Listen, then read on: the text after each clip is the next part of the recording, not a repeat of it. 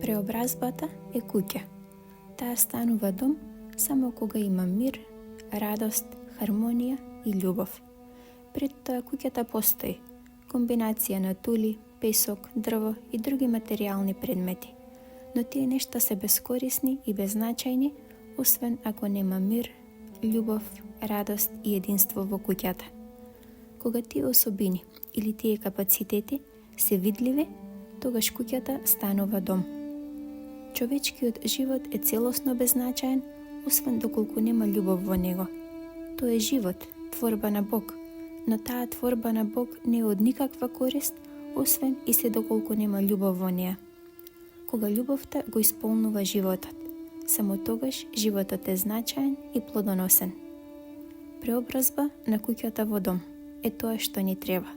Преобразба на животот во љубов е тоа што ни треба.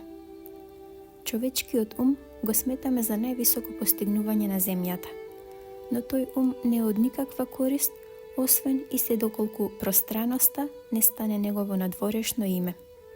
Освен и се доколку умот не стане синоним за пространост, умот не е од никаква корист. Умот секогаш се обидува да ја одржува неговата супериорност. Наоѓа мани кај другите и се сомнева во другите. Добива задоволство само во практикување на неговата индивидуалност. На кого му треба таков ум?